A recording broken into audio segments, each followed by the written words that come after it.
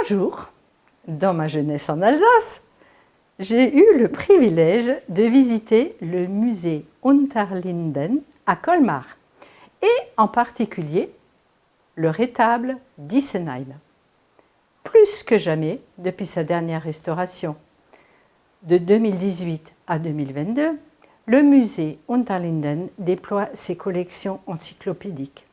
170 œuvres y sont présentées dans 3 salles. Je vous propose donc aujourd'hui un voyage à Colmar au musée Unterlinden, implanté dans son lieu fondateur, un couvent du XIIIe siècle et plus spécifiquement dans la salle du cloître pour découvrir le rétable d'Isenheim dans le temps de l'Avent. Ce fut pour moi une révélation de la plus grande richesse artistique de notre région, celle de l'art médiéval et l'un des joyaux du gothique.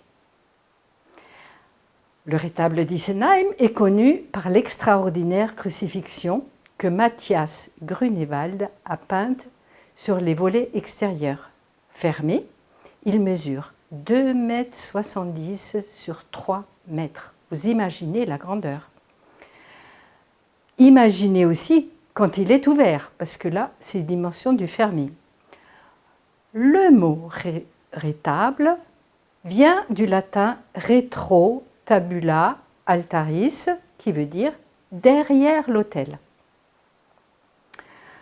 C'est une construction verticale qui porte des décors sculptés et peints en arrière de la table d'autel dans un édifice religieux. Ce retable, périodiquement restauré, doit sa toute première restauration en 1512 jusqu'en 1516 par Nicolas de Haguenau pour ses sculptures et Matthias Grunewald pour les panneaux peints sur le bois de tilleul. À cette époque-là, en temps ordinaire, les panneaux du rétable restaient fermés au public. La tradition le voulait ainsi.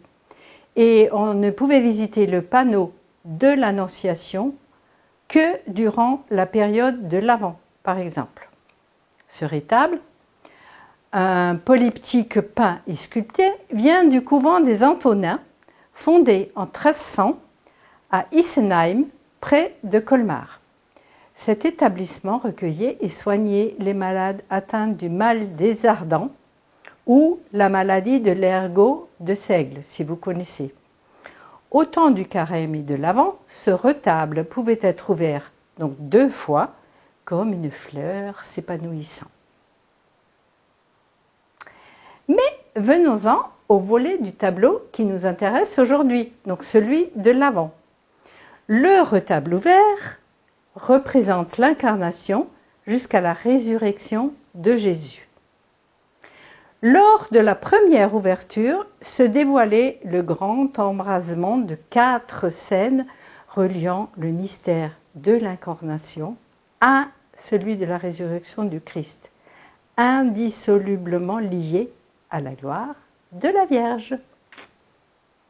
Donc, ce retable ouvert, le tableau de gauche, représente l'archange Gabriel qui vient annoncer à Marie qu'elle a été choisie par Dieu pour incarner Jésus. La prophétie d'Isaïe s'accomplit. Le prophète apparaît comme une sculpture dans le décor peint sur les murs de la chapelle tout en haut du volet à gauche. Le panneau du milieu, l'ensemble de la composition est un hommage à Marie. Les anges chantent les louanges et apparaît agenouillée sous le baldaquin du concert des anges, Marie. Sous le tableau, on voit des sculptures. Les apôtres entourant le Christ.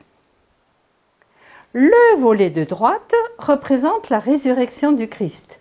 Jésus est au-dessus de son tombeau, en élévation.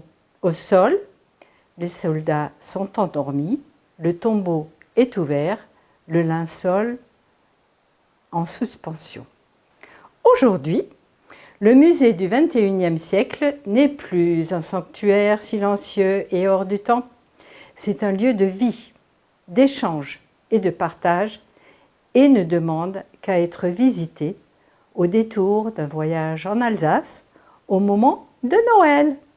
À vous d'en découvrir l'ultime voyage dans le temps, des promesses d'Isaïe à l'Annonciation et l'incarnation du Fils de Dieu et sa résurrection pour sauver l'humanité tout entière. Joyeux Noël!